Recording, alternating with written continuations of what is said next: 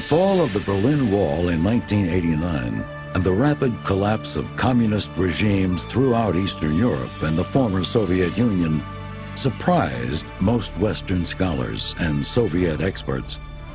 For some, however, it confirmed what they had suspected all along, that communism was a vision of society ultimately doomed to failure. One thinker in particular had spent a lifetime trying to show why communism couldn't work and why trying to force it to work would prove disastrous. Before he was finally vindicated, Friedrich August von Hayek was dismissed, ridiculed, and ignored. Yet, in the end, even defenders of socialism came to concede that he was right. To a remarkable degree, Hayek's personal and professional fortunes and the intellectual battles in which he found himself are also the story of the 20th century. In his 25 books and hundreds of articles, Hayek articulated an elaborate and inspiring vision of the free society.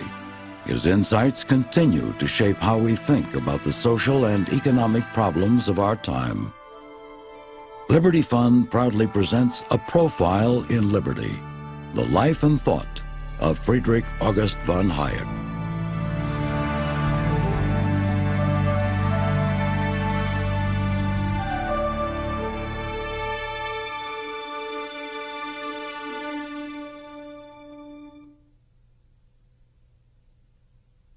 Descended from Austrian nobility, Friedrich August von Hayek was born in 1899 in Vienna, the heart of the Austro-Hungarian Empire and one of the leading intellectual capitals of Europe. Hayek's parents were deeply enmeshed in that world. His father was a doctor and an eminent botanist. His maternal grandfather had served as president of Austria's Statistical Commission. Hayek's two brothers would both become professors and physical scientists, Hans in anatomy and Erich in chemistry. His cousin Ludwig Wittgenstein would become famous as a philosopher. Hayek's first intellectual interest was in the sciences, especially botany. As a child, he helped his father categorize alpine plants. In addition to scientific pursuits, he took up photography and the theater, and physical interests such as skiing, sailing, and mountain climbing.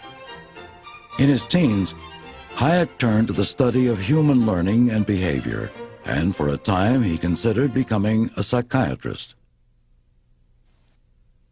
In June 1914, a single occurrence set in motion a series of events that would recast the world and the life of young Hayek.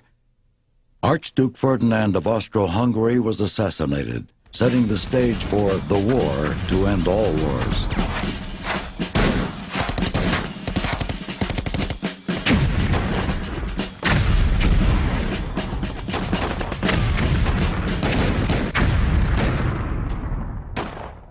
World War I's effects were devastating to the old order. The long-standing Austro-Hungarian dynasty of the Habsburgs was out of power. In Russia, the Romanov dynasty had been destroyed, and communism was the new social order. Hayek, like many young Europeans after the war, was drawn to socialism. For Hayek, the appeal of socialism lay in its attempt to solve social ills by applying scientific principles to government planning and control of the economy. Hayek was pulled towards the Fabian variety of socialism, which favored peaceful, gradual government interventions rather than the sweeping and violent revolutions advocated by Marxist socialists. I never got captured by Marxist socialism, on the contrary. Then I counted socialism in its Marxist, frightfully doctrinaire form, and the Vienna socialists, Marxists, were more doctrinaire than most other places. It rather repelled me. Hayek entered the University of Vienna, a major center of intellectual activity. The war had created poor material conditions, but the school was still a vibrant and exciting place. It was here at the university that Hayek was first introduced to the Austrian School of Economics. This group of scholars extended the insights of the 18th century economist Adam Smith regarding the workings of a free market economy. In his classic work, The Wealth of Nations, Smith had sought to explain the tremendous growth in commerce that had taken place in the West during the 17th and 18th centuries. In opposition to the dominant views of his day, Smith saw that a prosperous economy arises not from the actions of governments, but through the voluntary actions of buyers and sellers in the marketplace. In Smith's understanding, no one person or group dictates what the supply and demand of goods will be. Rather, each person acts in his or her own interest. As long as exchanges are allowed to be free and voluntary, neither buyer nor seller will trade unless they both stand to gain from the transaction. According to Smith, the ultimate consequence of all these various exchanges is a flourishing and orderly economy. Adam Smith was also the first to point out the fundamental importance of the division of labor as part of a prosperous economy. Through division of labor, the particular knowledge and skills of individual men and women contribute to the creation of a vast number of goods. This insight continues to be of central importance to our understanding of a well-ordered society. Smith's insights were extended by the Austrian school economists, beginning with the publication of Carl Menger's path-breaking book, Principles of Economics. The central point of Menger's work, which was published in 1871, was that the value of any given product is determined not by the amount of labor that went into making it, or by the costs of production, but by the individual desires of the buyer and of the seller. Each consumer determines how much of his property he is willing to give in exchange for someone else's product or service. Likewise, each producer determines how much he or she will accept for their product or service. Trade will only take place if it benefits both parties in an exchange. And only those individuals involved in the exchange have complete knowledge of the benefits they seek and what they are willing to give in exchange. This emphasis on the individual and subjective nature of economic information, which was begun by Menger and continued by the Austrian school economists, would prove to be the bedrock of Hayek's own work. The Austrian school convinced Hayek that there can be order, such as the order that exists in markets without a centralized designer. This idea opened the door to his own insights regarding spontaneous order, the division of knowledge, and the role of prices in conveying vital information, and the rule of law. These ideas would set him on a collision course with the dominant political trends of the 20th century. In 1921, Hayek received his doctorate in law, and 2 years later was granted a doctorate in political economy. While at the University of Vienna, he had studied philosophy, law, and economics. It was shortly after taking his formal degree in political economy that Hayek met Ludwig von Mises for the first time. Mises was director of the Austrian Chamber of Industry and one of the leaders of the Austrian school's second generation of scholars. He would have a deep influence on Hayek's work. So I came to him with a letter of introduction by von Wiese, who was my real teacher, who described me as a promising economist. Mises looked at me, promising economist? I've never seen you at my lectures. But we became very great friends afterwards. Mises' book, Socialism, had a significant impact on Hayek's economic thought.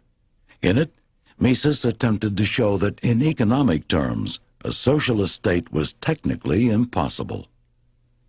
Mises argued that since socialism denied a system of voluntary exchanges, the relative prices that provided signals for decision-making were missing. Without these signals, coordination of activities within the economy is impossible. In 1924, Hayek began attending Mises's private seminars.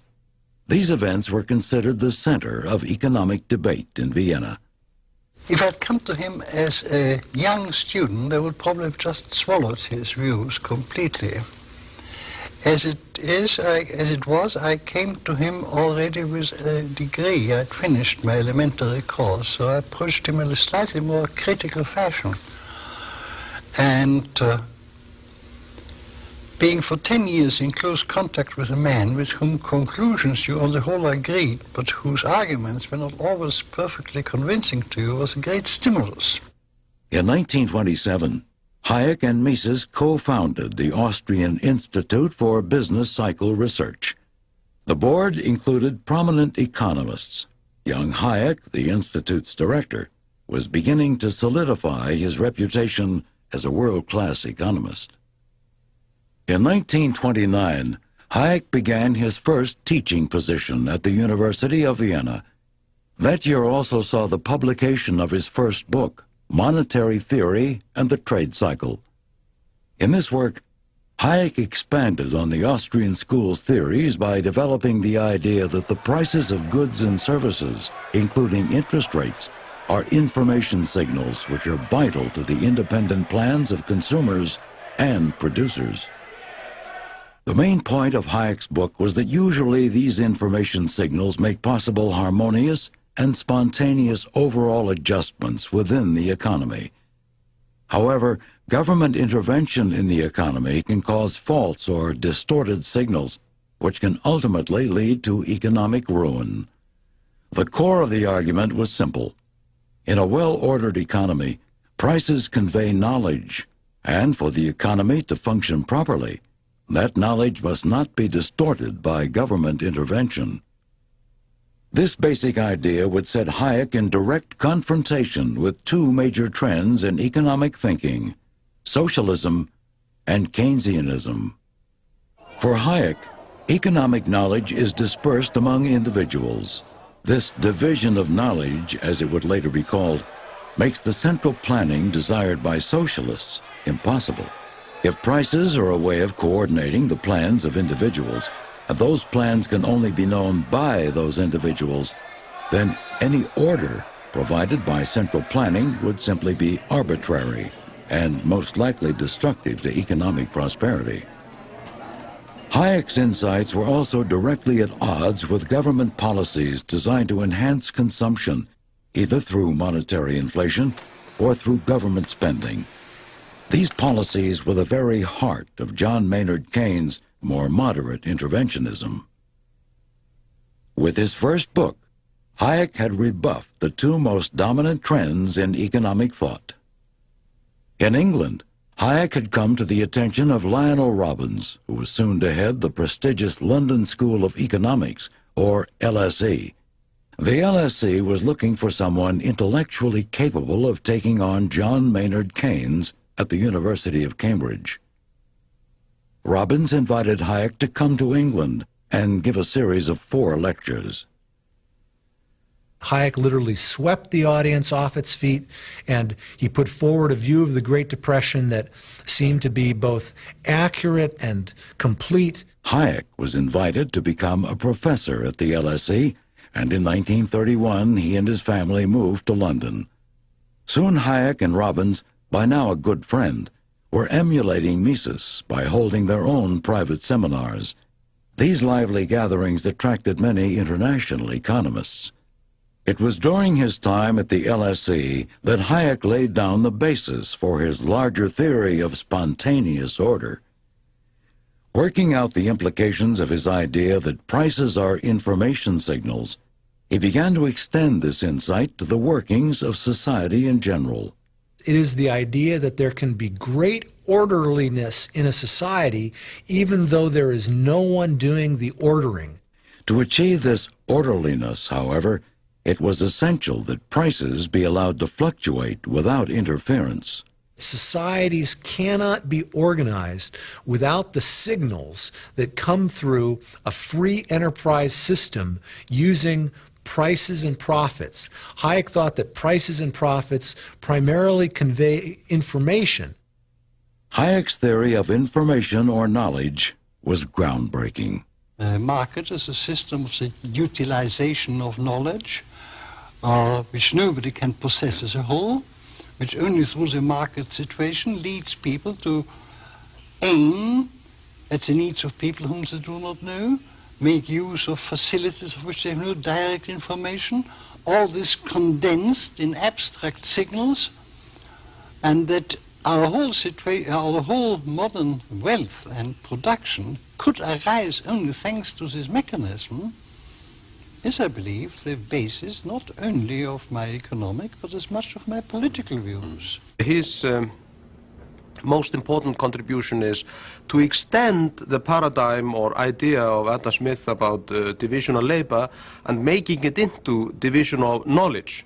You need the market because you need a way in which people can benefit, can capitalize on what they know that's different from other people, and in the course of this capitalizing on their specialized knowledge, they share this knowledge with other people. This linking of the dispersed nature of knowledge with the theory of spontaneous order lay at the core of Hayek's distrust of central planning. In his view, no central planner could gather together enough knowledge to create the same order and richness that occurs spontaneously in a free market. If production had been directed by a central planning agency, would they have directed in the internet technology, which is so revolutionizing human life?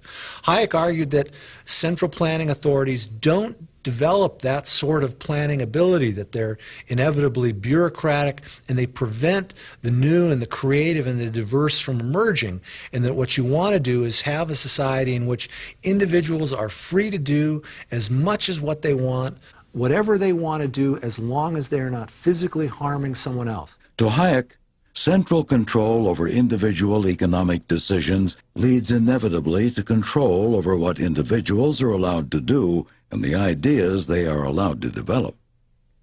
Hatte immer außerordentlich schöne Zitate. An ein Zitat, aber das ist. He placed a beautiful quote at the beginning of every chapter of The Road to Serfdom.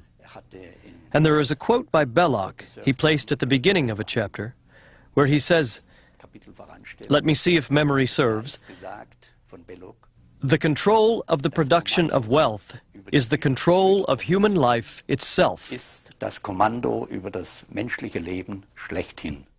These insights led Hayek into a prolonged debate with the socialist thinkers of his day, a complicated dialogue that became known as the socialist calculation debate. On his side, Hayek extended Mises' earlier argument that socialism was technically impossible. Both Hayek and Mises' great accomplishment was to turn the question of socialism from a moral question to a practical question.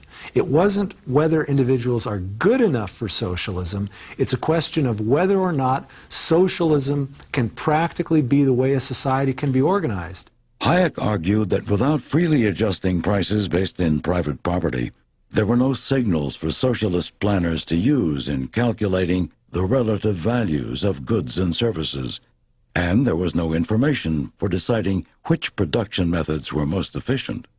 But scholars influenced by socialist ideas were not persuaded by the arguments of Hayek or Mises. Perhaps the most vocal critic of the Austrian school was Oskar Lange, a prominent Polish socialist. According to Lange, Mises had provided a service to the socialists by pointing out the need for a more careful system of economic accounting that would guide production resources in a socialist economy.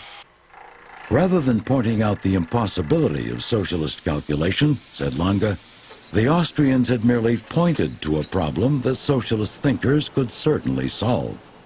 The socialists always operated, and still do, as if intellectual elites can govern society from above. And what Oskar Lange did, for example, was only to switch the elite from, say, kings and emperors and others, benevolent despots of days past, into the enlightened economists that could run and operate the economy from above. Despite having missed the real point of Hayek's criticism, Lange's arguments were persuasive with both academics and the general public. Public opinion was firmly on the side of more government control over economic life and firmly against Hayek's ideas. Equally formidable in the arena of both academic and political opinion would be the ideas of John Maynard Keynes. Rather than advocating the complete nationalization of the economy, as the socialists did, Keynes and his followers contended that the government should stimulate economic growth through monetary inflation and through spending on public projects. This ran directly counter to Hayek's contention that government intervention distorts the information conveyed by prices. Hayek argued that although under Keynes' approach there may be indeed short-term stimulation of the economy, prices will no longer transmit accurate information between producers and consumers. This would result in the wrong things being produced in the wrong quantities at the wrong time, or what Austrian school economists refer to as malinvestment. The debate between Hayek and Keynes would continue until Keynes' death at the age of 63 in 1946, and it was a debate that, at the time, Hayek appeared to lose decisively. Beginning in the early 1930s, Keynes and Hayek sparred publicly on how to break the Great Depression that held the world in its grip. A central issue was what role the government should play in attempting to increase employment and stabilize the economy. For Hayek, it was a matter of letting the system, which had been actively discoordinated through government inflation of the money supply, recover naturally. Artificial intervention only postponed and aggravated the necessary correction. Keynes vehemently disagreed. Keynes's view was that now it was the purpose of government to get the economy rolling again, to prime the pump, for there to be government work projects, for there to be government transfer payments, whatever could be done to get the economy moving again.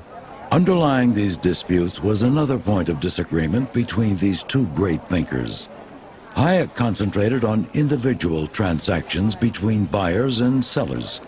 Keynes, however, argued that the important figures were economic aggregates, such as total unemployment and gross national product. Hayek held that aggregate figures only hide important economic information, which is necessarily individualized and dispersed. Hayek reviewed Keynes's treatise on money, which had just coming out, just slamming it. And then Keynes responded with a review of Hayek's own book, Prices and Production, which Keynes thoroughly demolished.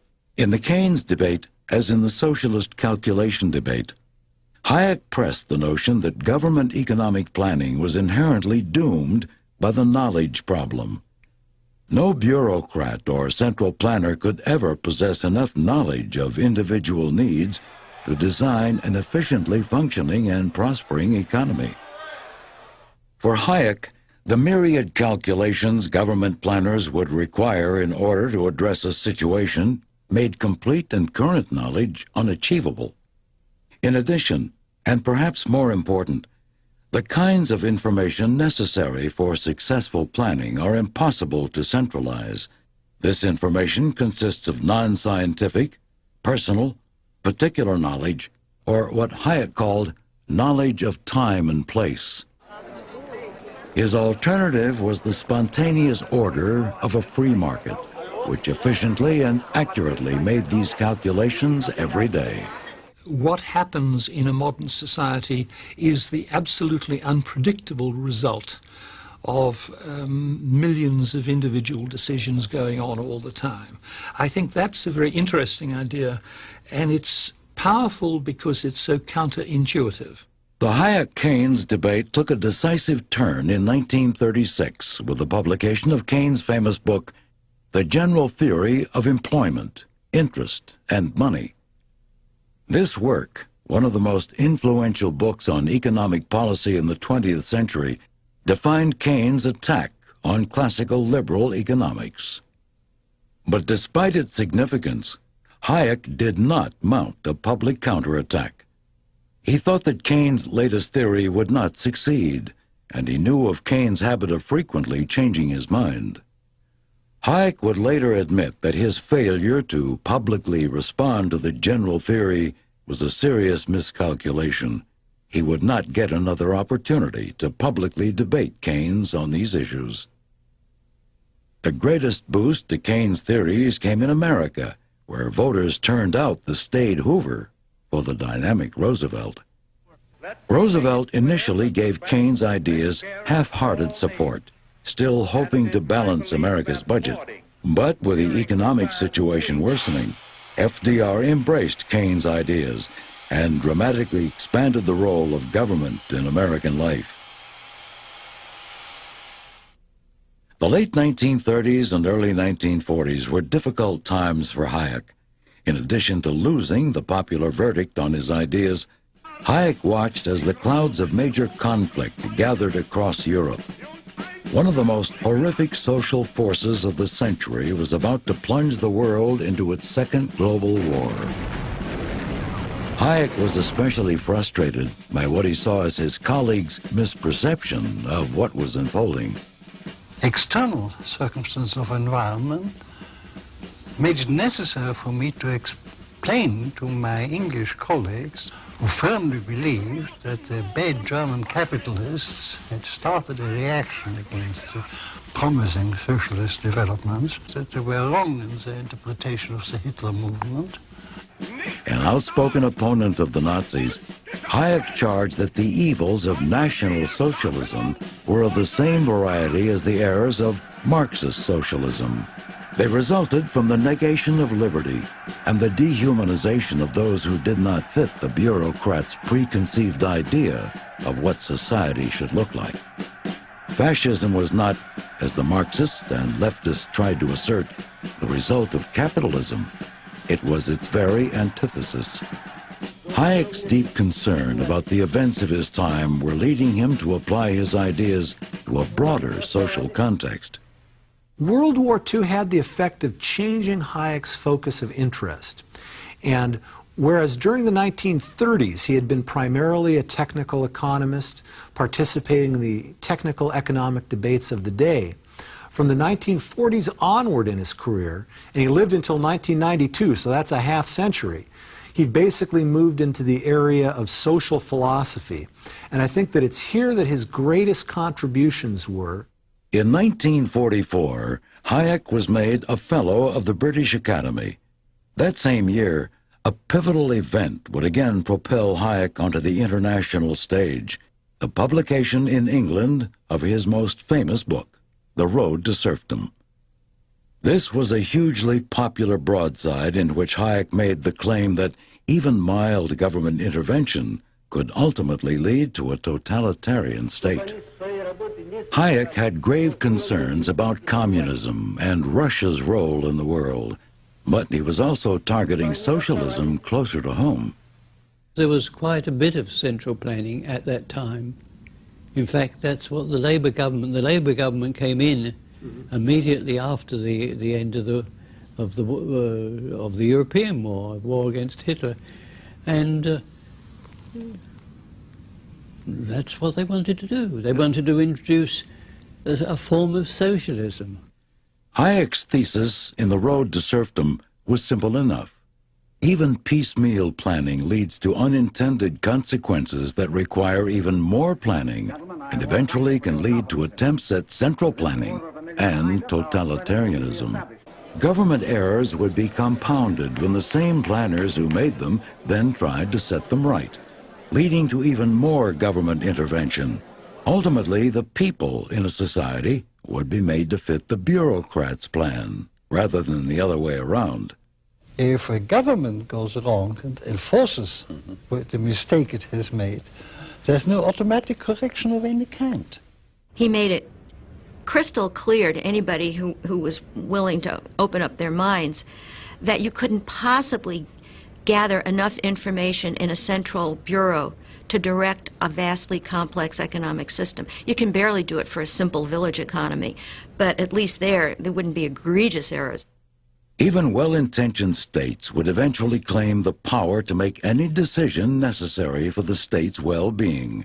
And since morality would at some point be sacrificed to state effectiveness, those who found it easy to make such trade-offs would ultimately rise to the top. This further endangered liberty. I think people in the West don't understand this point well, because they thought they have already got the worst politicians in the world. But if they live under China, they will really know how, or inform Soviet children, how the real worst get on the top. Reaction to the road to serfdom was swift on both sides of the fence. One lecturer told an American audience that Hayek's statement about state intervention leading inevitably to totalitarianism was so obviously untrue that Hayek could not really have meant it. Many others expressed a different view. One Washington Post writer has since suggested that the book was the first shot in the intellectual battle that would turn the tide in favor of conservatism, and many believe it had the ultimate effect Hayek hoped to accomplish. The road to serfdom was not a prediction, it was a warning. It was a warning that if we embarked on a certain road, there would be unintended consequences. The Road to Serfdom has been published in more than 15 languages and has been in active print somewhere in the world since 1944. Although banned behind the Iron Curtain, numerous typewritten copies were in constant circulation. In countries where liberty is not the norm, Hayek's warnings were especially poignant. Both Hayek and his critics have never living under a serfdom, a totalitarian regime, but Hayek has a much better understanding of this kind of society that he never lived under. The book's popularity proved both a blessing and a curse. It did get Hayek's message out, as large numbers of The Road to Serfdom were sold during a frenzied book tour in America. Hayek became genuinely famous in both the United States and Great Britain as a result of The Road to Serfdom, and he became known as the most prominent classical liberal or libertarian-oriented intellectual or scholar in the world. But the enormous popular appeal of The Road to Serfdom masked a widely held academic disdain for its author. He had dared to disagree with the prevailing confidence of academics in socialism. And I think that was one of his outstanding characteristics, was that he was willing to take unpopular views and persevere with them, even when he would be ridiculed and criticized by his colleagues and peers for doing so. I think it's probably one of the best examples of well-reasoned argumentation I've seen in the 20th century, but it was considered unscientific polemic. He'd had such a rough handling. I mean, he was not widely welcomed. I would ask academics to meet him, and some would do so, but some academics would say, I don't want to be that man. Hayek had known that he would suffer as the result of writing the book. It came in America just at the end of the great enthusiasm for the New Deal. And it was treated, even by the academic community, very largely as a malicious effort by a reactionary to destroy high ideals. With the result that my reputation was down to bottom, even among the academics. Labor was elected overwhelmingly in the general elections of 1945 and proceeded to move in exactly the opposite direction to that which Hayek had recommended. Many industries were nationalized, a vast welfare state was established. On the world stage, free market ideas were rapidly losing ground to Keynesian theories. This was in part the result of the popular perception that economic planning during the war had successfully mobilized resources and could do so in times of peace. Hayek, however, argued that equating a peacetime economy with wartime planning was a fundamental error. But the tide of academic opinion was solidly against him. Hayek recognized the need to preserve the ideas of classical liberalism.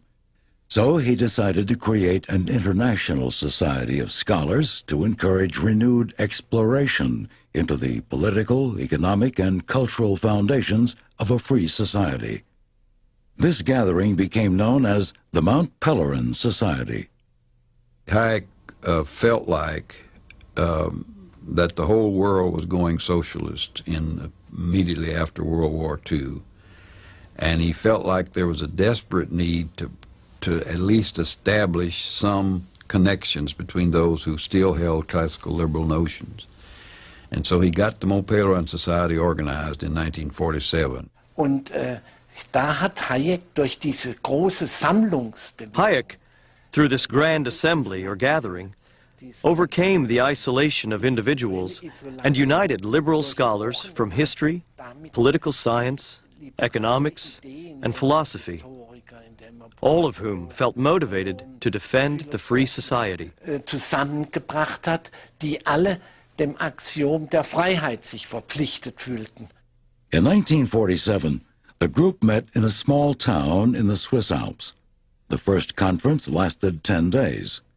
That first meeting, and the larger one that followed it in 1949, brought together intellectuals from a world still devastated by the recent war. This meeting was the first time that Germans had met with Americans since the war. That some Hollanders, Netherlands people had met with Germans since they'd been in concentration camps. There were many emotional events or scenes that took place. Hayek served as president of the Mont Pelerin Society until 1960, then as honorary president until his death. His vision of an ongoing formal gathering of like-minded intellectuals was realized. In 1955, Anthony Fisher, whom Hayek had met almost 10 years before, asked Hayek for advice on how to effect change in the direction of increased freedom. Hayek said to him that he should emphasize ideas, that ideas were far more important than practical political activity. Hayek famously said, keep out of politics. That was Fisher's idea. Fisher's idea was to get into politics and change things. Government were corrupt. I have observed in some of my best friends who, as a result of the war, got tied up in government work, and they've ever since been statesmen rather than scholars. As the result of his conversations with Hayek, Fisher founded the Institute of Economic Affairs in Britain. Fisher wasn't certainly an intellectual. I mean, he was a simple, really was a basic practical farmer, you know, with dirt under his nails and all that kind of stuff. And so he eventually got round to meeting me and a few others and putting up a small sum of money to get the IEA started. I mean, we were a child of Hayek, absolutely. Hayek believed that resources should support education. The Institute for Economic Affairs would be the first of many international think tanks inspired by Hayek, organizations devoted to research and publishing on liberty and free market economics. In 1950, the University of Chicago offered Hayek an appointment to the prestigious Committee on Social Thought, which he accepted. Once again, he found himself in one of the centers of economic thought. One of the really interesting things about Hayek is that he was at the University of Vienna, he was at the London School of Economics, he was at the University of Chicago, all tremendously vital places intellectually. The University of Chicago had taken the risk of first publishing The Road to Serfdom in America, and it was considered a center for free market thought. The school was also located in a country considered a bulwark in the effort to contain communism. The move to Chicago was a good one for Hayek. His appointment to the Committee on Social Thought at the University of Chicago enabled him to cut back his teaching and to do research in areas other than economics. He sometimes commented that an economist who only knows economics really doesn't know very much. He had much more of a holistic approach to knowledge and one that tried to bring together thoughts from a number of disciplines. I announced in Chicago a seminar on scientific method, in particular differences between the natural and social sciences. And it attracted some of the most distinguished members of the Faculty of Chicago. At Enrico Fermi and Sewell Wright and a few people of that quality sitting in my seminar discussing the scientific method. And that was one of the most exciting experiences of my life. The years in Chicago were productive. In 1952, Hayek published a book on knowledge and the mind entitled The Sensory Order. After I had published The Road to Serfdom in 1944, I wanted to take leave from this sort of subject. I so discredited myself with my professional colleagues by writing this book that I thought I would do something quite different and return to my psychological ideas. In the sensory order, as in Hayek's social and economic thought, multiple and dispersed connections make the system work. Information is spontaneously ordered through specific signals, and trial and error learning is an important basis for the brain's performance. Not only are people's brains different, we process information differently. Everything we do helps to build up a personal classifying system that will differ in some respect from somebody else's. So I see the sensory order as being an important issue that he needed to address for his critique of socialism. In 1954, Hayek tackled yet another field, history. It was widely believed that the Industrial Revolution had impoverished vast numbers of British citizens. Hayek challenged that claim in his introduction to Capitalism and the Historians, a collection of essays by leading scholars. For Hayek, the Industrial Revolution was an example of spontaneous order in action. Vast unplanned changes in the economy were the result of an untold number of individual economic decisions based on subjective values. Hayek believed that an impartial evaluation of the evidence would show that living standards actually improved with industrialization, contrary to the sentimental views of historians who romanticized the pre-industrial age of agriculture. Hayek was now ready for his most ambitious work to date. In 1955, he visited Cairo, where he lectured on the rule of law. These lectures formed the basis for what some consider his best work, the Constitution of Liberty, published in 1960. I would think the book, The Constitution of Liberty, is the modern compendium of liberal ideas.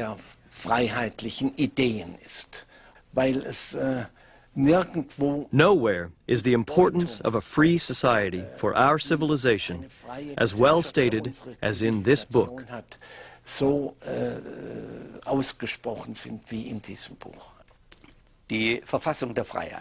The Constitution of Liberty is surely the most important work that was written in this and the past century, and one can likely say the most important work since John Stuart Mill. The Constitution of Liberty recasts the long-standing ideas of classical liberalism in modern terms. Hayek concludes the Constitution of Liberty with the words that John Stuart Mill used to preface his work on liberty a century before, that the grand leading principle toward which every page in this book leads is the promotion of human diversity in its richest potential. According to Hayek, the role of the state is to ensure freedom and human progress through the rule of law. In making this claim, he was careful to define what law is not. We call now law a great many things which are not law in my sense. It is not the will of the rulers which is governing the society, but the metaphysical doctrines behind the law which is regulating our daily lives. We can't make law. We can only discover laws. For Hayek, law, properly understood, is based on precedent, a system of trial and error in which the most effective social principles are passed down from one generation to the next. He saw some of the great traditions of the Anglo-American system to have evolved over generations in terms of principles such as fair play, justice, private property, contract. Many of society's most important laws or rules are not the products of conscious design, according to Hayek. A sort of cultural evolution passes along the most effective rules, to be refined over time through custom, tradition, and experience. His theory of spontaneous orders is of extreme importance. Language is a spontaneous order. Nobody invented language. No authority ever set the rules for speaking or writing. Hayek tells us that law is like that. We are living all the time thanks to a system of rules of conduct which we have not invented, which we have not designed, which we largely do not understand. People have tried out over the time different strategies to solve problems, and they were able to learn which kind of generalized strategies work better than others. And these experiences they have condensed in rules. These rules, of course, are interpreted by our parents, our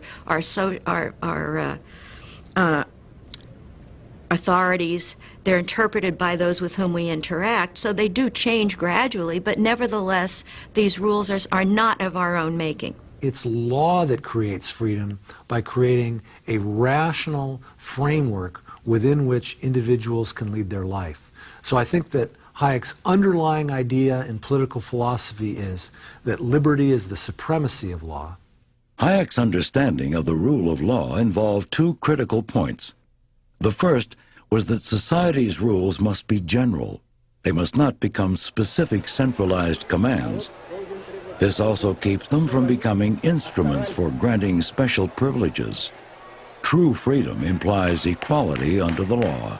An open society in which I can deal with any person I encounter presupposes that certain basic rules are enforced on everybody within their territory. Hayek was concerned about how democratic governments fail to safeguard this principle by confusing law with legislation. Legislation, in a strict sense, ought to be confined to general rules, while what we now call legislation are largely orders, commands issued to particular groups, granting privileges to some and imposing special duties on others.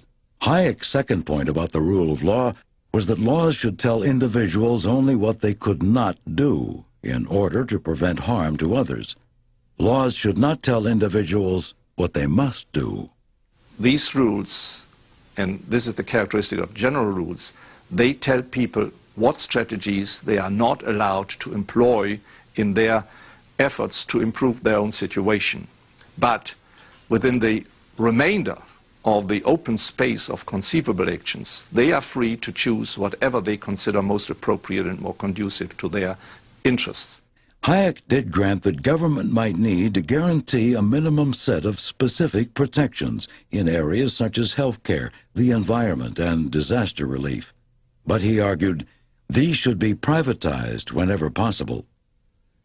The Constitution of Liberty has taken its place among the great works of classical liberal theory. Such an immense scholarship I have never before discovered. That is absolutely surpassing. And the ideas there, especially the ideas about the justice problem, about the problem of spontaneous interaction of 10,000s of people, all of them having completely different value convictions, and how we can find people, or we can find ways and means to make people with completely different value convictions to live together in more or less peace and freedom. That was something what still fascinates me. That is actually, for me, the quintessence of economics. In the early 1960s, Hayek unexpectedly received an invitation to teach in Freiburg, West Germany. Freiburg was the professional home of his old friend and Mont Pelerin Society member Walter Eucken, who had died in 1950. Ludwig Erhard, another Mont Pelerin Society member, was soon to become Chancellor of West Germany. After moving to Freiburg, Hayek pressed on with the development of his ideas on spontaneous order. By 1969, he had almost completed the first volume of Law, Legislation, and Liberty. This work, which he planned to publish in 3 volumes, was to expand on the concerns he had addressed in the Constitution of Liberty. In the Constitution of Liberty, I was still mainly attempting to restate for our time what I regarded as traditional principles. I wanted to explain what 19th century liberalism had really intended to do. It was only at the time when I practically finished the book that I discovered that 19th century liberalism had no answers to certain questions. Law, Legislation, and Liberty was eventually to be a work of sweeping scope and substantial importance. But before the first volume was finished, Hayek began to suffer from a severe depression. Years of standing against the academic and political mainstream were apparently taking their toll. Even after he finally finished the first volume in 1973, Hayek's outlook had not improved. Hayek was feeling so low that he was literally unable to get up from his bed, and when he talked to Arthur Selden, he told him that at that time he felt that his entire life's work had been a waste. Then in 1974, very unexpectedly, Hayek was awarded the Nobel Prize in Economics. Ironically, his co-recipient was Gunnard Myrdal, a socialist thinker from Sweden. The Nobel Prize led to a swift reversal in Hayek's reputation. As one writer noted, he quickly went from goofball to guru. It also seemed to spark a burst of energy within Hayek, resulting in renewed health and a dramatically increased intellectual output. You'd say, no, it wasn't the Nobel Prize, but the Nobel Prize was a tremendous shot in the arm. In 1976, Hayek completed Volume 2 of Law, Legislation, and Liberty. When news of its completion was delivered to a meeting of the Mont Pelerin Society, cheering erupted. 3 years later, in 1979, the last of the 3 volumes was published. I thought very highly of Road to Serfdom. I knew how important it had been historically. But Law, Legislation, and Liberty was a revelation. Hayek used 1 volume each for what he termed 3 fundamental insights on the preservation of a society of free individuals. The first of Hayek's 3 insights was order without commands. This was a further clarification of his concept of spontaneous order. Hayek persisted in combating the misperception that order is equivalent to a single overarching vision or plan. He argued that order occurs spontaneously in society because all of the plans of individuals are coordinated through various mechanisms that transmit information such as market prices, customary practices, values, language, and tradition. It is very exciting to transpose what one thinks of as a vast network of operations of people exchanging money and goods, suddenly to discover that this really has a totally different aspect altogether. And I think that's a brilliant illumination. Hayek's second insight addressed the concept of social justice. For Hayek, the term social justice was without any clear meaning and could be used simply to dress up the political bias of the user. As a standard by which to judge the economy, it was at best useless and at worst harmful, since it obscured the real nature of both justice and social order. Any deliberate attempt to correct the distribution according to supposed principles of social justice are ultimately irreconcilable with a free society. Hayek believed in what he considered true justice, which sprang from the genuine equality of individuals under the rule of law. Distributive equality was another matter. True justice is impartial and impersonal. Differing conditions among individuals and groups which are not the result of interference do not imply a lack of social justice. It's not facts which are fair, it's human action which is fair or just. And to apply the concept of justice, which is an attribute of human action, to a state of affairs which has not been deliberately brought about by anybody, is just nonsense. The third of Hayek's trilogy of insights was that democracy did not necessarily equate to liberty. Confusing democracy with liberalism was, for him, a tragic illusion. Far more important was a constitutional order that would limit the power of government to interfere with the spontaneous order of society. To the degree that democracy holds government officials accountable for their actions, it is an essential part of a functioning political order. By itself, however, democracy is not a sufficient protection for freedom. That, of course, is no longer the will of the majority, or the opinion of the majority, I prefer to say, which determines what the government does, but the government is forced to satisfy all kinds of special interests in order to build up a majority. It's in the process. There's not a majority which agrees, but the problem of building up a majority by satisfying particular groups. In the late 1970s, the world was entering a new era, and Hayek's ideas were beginning to have an influence. The simultaneous high inflation and high unemployment, which seemed to be the legacy of Keynesian economics, caused many to begin looking for other answers. In England, Margaret Thatcher was turning the British economy around, largely through reliance on Hayek's theories. Hayek had great admiration for Mrs. Thatcher. Her adoption of his concepts caused some to call Hayek her mad professor. Once she pulled the Constitution of Liberty out of her bag, placed it on the table, and said, "This is our program." And then extraordinary changes happened in England. In the 1980s, an economic sea change occurred in the United States. Ronald Reagan had come to office with a new approach based in part on Hayek's ideas. Reagan's administration would bring both inflation and unemployment under control.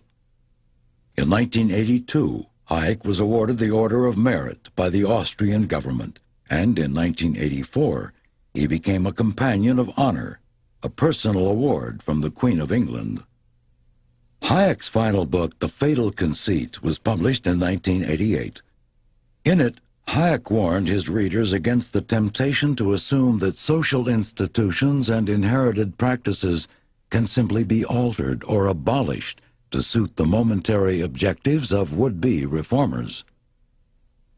In 1989, at the age of 90, Friedrich Hayek witnessed the dismantling of the Berlin Wall, the victim of unworkable government economic planning and increasing pressure for freedom. This was the first step on the road away from serfdom and the ultimate affirmation of Hayek's ideas about the nature of order in human society. If you were a good Hayekian, it should have been inevitable that communism was going to fall, because it should have been inevitable that this terribly inefficient system was going to at some point just grind to a crashing halt. Nowhere is Hayek as popular and as well respected as in the East European countries, because those people have seen his theories. They have read The Road to Serfdom, which gives an accurate account of the police states and of the conditions under which centralized economic planning can be performed, and they also see the great promise that he holds out for them. President George Bush presented the U.S. Medal of Freedom to Hayek in 1991. Hayek's son, Dr. Lawrence Hayek, accepted. Friedrich August von Hayek died in 1992. His life had essentially come full circle through two distinct half-centuries in which his reputation had risen, then fallen, and finally risen again, even more strongly. He had seen the ideas of free markets and human liberty go from ridicule to being the centerpiece of social thought. This is Hayek's legacy. I think that we can divide the 20th century into 4 quarters. The first quarter was dominated by Lenin and the Russian Revolution. The second quarter by Hitler, National Socialism and the World War. The third quarter was dominated by Keynesian thinking. It was really the quarter of Keynes. But the fourth quarter of the 20th century was characterized and dominated in some ways by Hayek. I think that Hayek will be perceived in retrospect as the greatest political philosopher of the 20th century. Hayek I regard as a man for all times.